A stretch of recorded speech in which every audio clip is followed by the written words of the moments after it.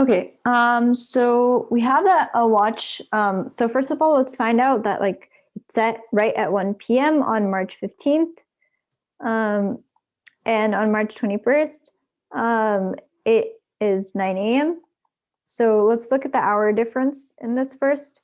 So March 15th to March, I'm going to say March 20th, from 1 p.m. to 1 p.m. So it's like, what is it, 5 days? So it's 5 times 24. And then plus, we go from 1 p.m. to 12 a.m. So that would be another 11 hours plus 9 hours in the morning. So that would be, so this is from 1 p.m. 0320 to 12 a.m. on 0321.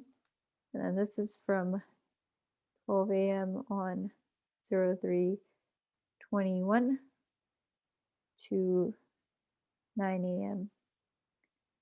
0321. Okay, so that would be 120 hours plus 20 hours, which is 140 hours. Okay, so 140 hours total. So now we're going to look at the proportions. So a watch hour. So I'm going to say a watch day, first of all, consists of 23 hours and 57.5 over 60 minutes. And a real day consists of 24 hours. So what that means is that a watch hour is equal to 24 over 23 plus 57.5 over 60 real hours.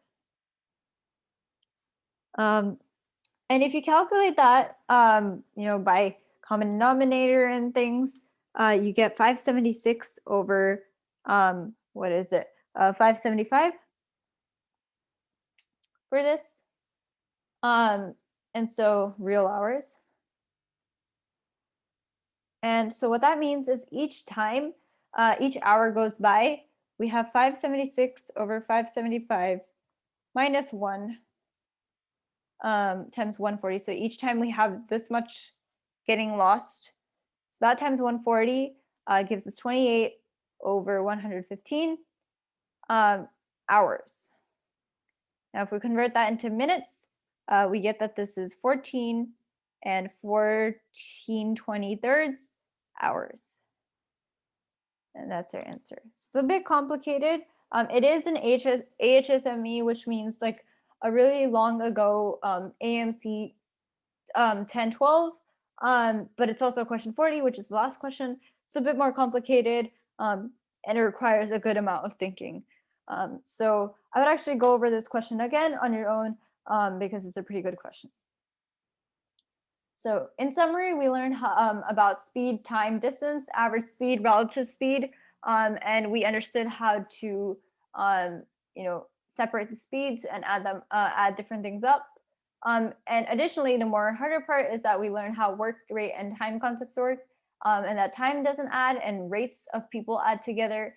And you can do logical checks on them to make sure that your additions and your assumptions make sense.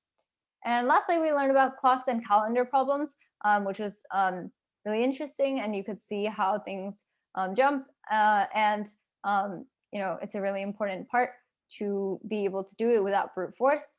So yeah, that's about it.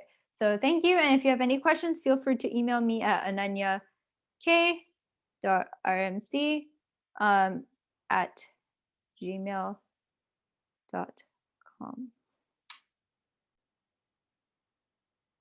Thank you.